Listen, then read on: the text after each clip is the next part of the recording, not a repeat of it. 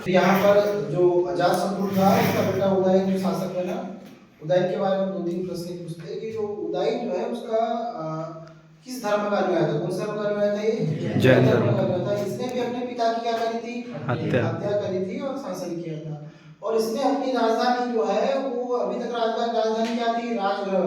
अगर लिखना है तो लिख लेना, अजातशत्रु की राजधानी भी राजगृह थी, बिंबिसार की राजधानी भी क्या थी? राजगृह थी। अब यहाँ पे राजगृह जो है वो राजधानी नगर, इसने अपनी राजधानी कर लिया पाटलिपुत्र। और जो पाटलिपुत्र जो था मतलब पाटलिपुत्र मतलब वर्तमान का पटना, ठीक है ना, पाटलिपुत्र मतलब वर्तमान का पटना। और यहाँ पर उसने क्या किया? पाटलिपुत्र को राजधानी कर दिया। पाटलिपुत्र गंगा, सोन नदी और आपका पुनपुन नदी का संगम था, ठीक है ना। जैन धर्म का अनुयायी था। इसके 3 पुत्र थे, अनिरुद्ध हो गया एक, मुंडक हो गया एक, नागदशक हो गया एक।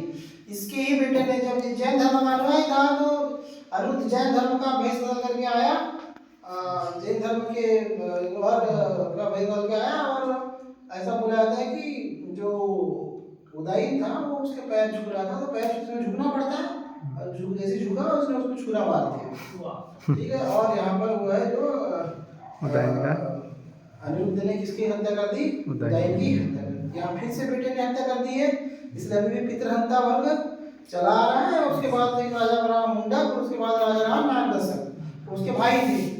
तो यहाँ पे जनता को लगा कि ये तो पितृ, जब भी देखो तो हत्या करते हैं, इससे अच्छा है कि अब ये पितृहत्या वाला सिस्टम हटाया जाए और एक नया शासन लाया जाए।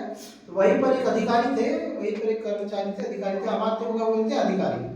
तो हरे वंश के एक अमात्य थे, अमात्य का मतलब अधिकारी, उनका नाम था शिशुनाग, जो कि बहुत ही विवेकशील व्यक्ति थे, बुद्धिमान व्यक्ति थे और साहस व्यक्ति थे। तो उनको क्या कहा शासन में, जनता ने बोली कि अब आप शासन करिए, अब आपको राजा घोषित करेंगे।